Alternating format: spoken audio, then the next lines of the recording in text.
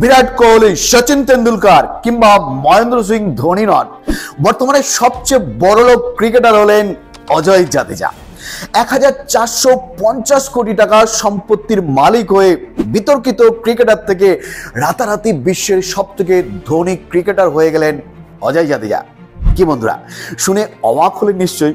আসুন তাহলে আজকের এই ভিডিওর মাধ্যমে আমরা জেনে নিই কিভাবে রাতারাতি এত টাকার মালিক হয়ে গেলেন অজয় জাদেজা। এতদিন অবধি বিশ্বের সবথেকে ধনী ক্রিকেটারদের নামের তালিকায় সবথেকে উপরে ছিলেন বিরাট কোহলি। বর্তমানে বিরাট কোহলির সম্পত্তির পরিমাণ 1000 কোটি টাকারও বেশি।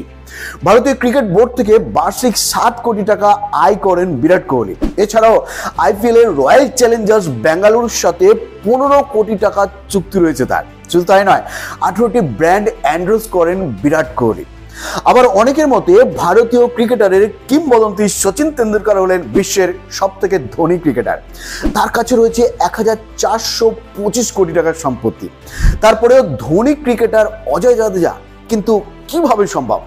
আসলে গুজরাটের জামনগরের পরবর্তী রাজা হিসেবে ঘোষণা করা হয়েছে অজয় জাদেজার নাম। হ্যাঁ বন্ধুরা, ঠিকই শুনেছেন, জামনগরের রাজা এখন ভারতের প্রাক্তন ক্রিকেটার অজয় জাদেজা। এতদিন জামনগরের মহারাজ ছিলেন শত্রুশল্য সিংজি দিগ্বিজয় সিংজি জাদেজা। তার কোনো সন্তান নেই।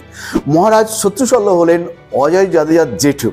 তাই দশেরার পুণ্যতিথিতে মহারাজ শত্রুশল্য তার ভাইয়ের ছেলেকে জামনগরের পরবর্তী রাজা হিসেবে ঘোষণা করেছেন।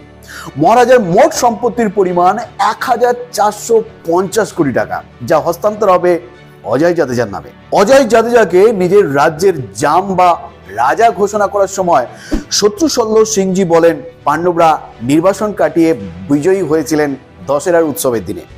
এই শুভ দিনে অজয় আমার উত্তরসূরি হওয়ার প্রস্তাব গ্রহণ করায় আমি ভীষণ খুশি হয়েছি। এই বিরাট রাজ্য এবং সম্পত্তির দায়িত্বভার গ্রহণ করার জন্য অজয় জাদেজার প্রতি আমি কৃতজ্ঞ। অজয় জাদেজা 90-এর দশকে ভারতীয় ক্রিকেট টিমের একজন গুরুত্বপূর্ণ সদস্য ছিলেন। ভারতের হয়ে তিনি 196টি ওয়ানডে এবং 15টি টেস্ট ম্যাচ খেলেছেন।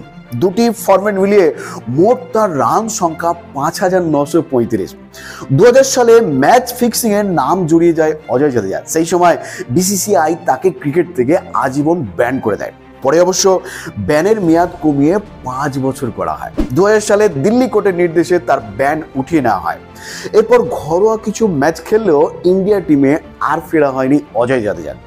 এরপর বলিউডে অভিনয় করার চেষ্টাও করেছিলেন তিনি। 2003 সালে সানি দেওল এবং সুনীল শেট্টির সাথে খেল নামক একটা বলিউড ছবিতে অভিনয় করেন তিনি। 2009 সালেও একটা ছবিতে অভিনয় করেছিলেন। এছাড়াও সেই ছবিতে আরও এক ভারতীয় ক্রিকেটার অভিনয় করেছিলেন। তিনি আর কেউ নন, সচিন তেন্ডুলকারের এক সময়কার অভিন্ন হৃদয় বন্ধু বিনোদ কাম্বলি।